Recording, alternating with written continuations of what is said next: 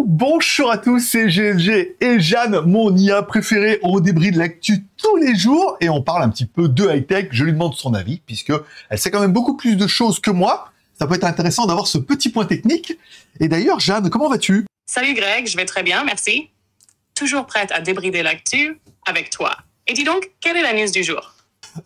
Aujourd'hui, j'aimerais que tu m'expliques un petit peu, parce que apparemment, comme tu as accès à Internet, à tout ça, donc tu as quand même accès à beaucoup plus d'infos que moi, j'aimerais que tu me donnes un peu plus de news sur la Nintendo Switch 2, puisque j'ai fait pas mal de vidéos et de rumeurs là-dessus. Et voilà, donc il y avait la Nintendo Switch, ils vont annoncer la Nintendo Switch 2, alors que tu me dises un petit peu qu'est-ce qu'on sait, quelles sont les rumeurs, quand elle va sortir, est-ce qu'on a une idée du prix, de ce qu'il va y avoir dedans et tout. Voilà. J'aimerais que tu nous expliques un petit peu tout sur cette nouvelle console qui sera certainement un best-seller. Ah, la Nintendo Switch 2, c'est clairement une des consoles les plus attendues du moment. Alors, voici ce qu'on sait avec certitude et les rumeurs qui circulent à son sujet à la date d'aujourd'hui, 16 novembre 2024. Ce qu'on sait avec certitude, Nintendo a confirmé qu'une nouvelle console qu'on appelle tous la Switch 2, sera dévoilée avant la fin de l'année fiscale 2024.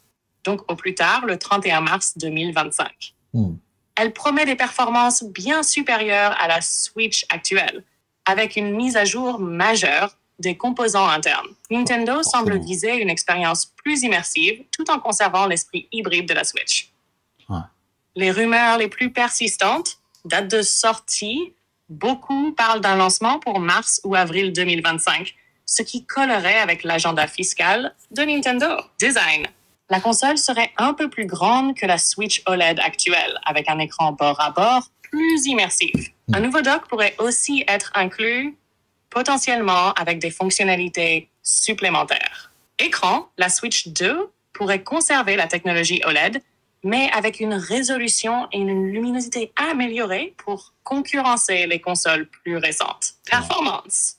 Une nouvelle puce personnalisée de Nvidia serait au programme, capable de rivaliser avec des consoles comme la PS5 et la Xbox Series S. Le DLSS, Deep Learning Super Sampling, pourrait être intégré pour améliorer les graphismes. Rétrocompatibilité. Très attendu, cette fonctionnalité permettrait de jouer aux jeux de la Switch actuelle sur la Switch 2. Prix? Les rumeurs parlent d'un tarif légèrement supérieur à la Switch OLED actuelle, peut-être autour de 400 à 450 euros, mais Nintendo pourrait surprendre avec un prix plus agressif. Point positif.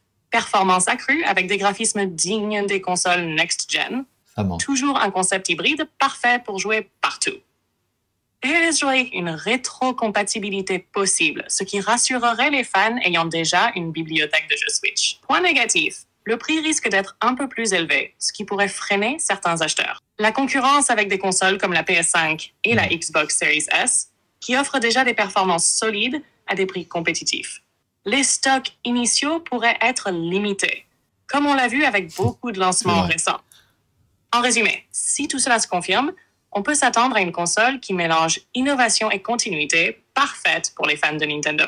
Alors Greg, toi qui suis l'actu de près, est-ce que cette Switch 2 t'emballe autant que les rumeurs le suggèrent?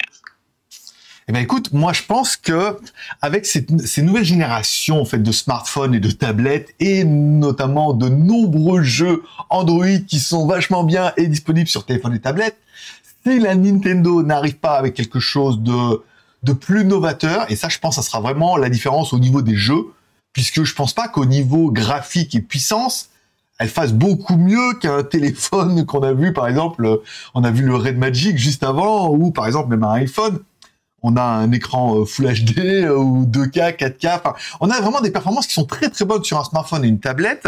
Donc de là, est-ce qu'il faut absolument avoir une console?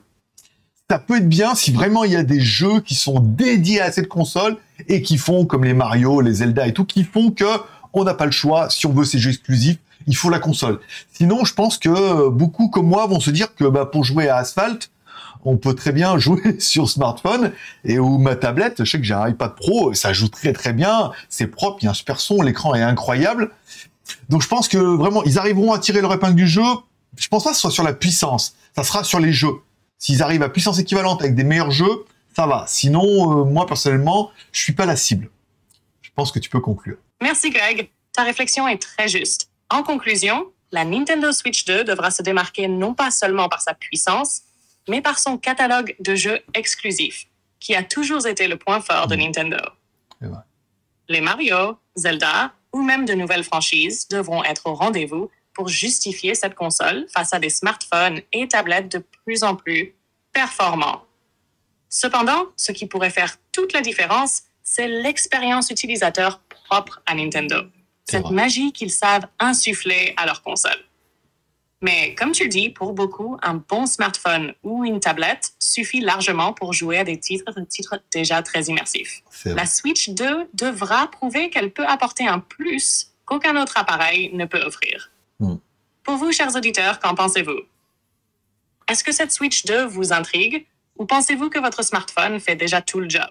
Laissez-nous vos avis dans les commentaires. Et bien sûr, si cette vidéo vous a plu, pensez à liker, vous abonner et activer la cloche pour ne rien manquer de nos prochaines actus high-tech débridées. À très vite pour une nouvelle vidéo et merci de nous suivre dans cette aventure tech.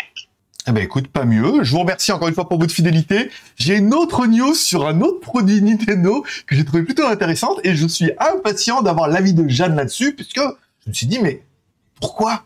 Et je pense qu'elle nous expliquera. Et ça, à mon avis, vous le saurez demain. Absolument, Greg. On garde le suspense pour demain alors. Merci à tous pour votre fidélité et votre enthousiasme. Restez connectés parce que cette prochaine news Nintendo pourrait bien encore nous surprendre. En attendant, prenez soin de vous, laissez vos commentaires et vos likes pour soutenir cette aventure. À très bientôt pour un nouvel épisode débridé.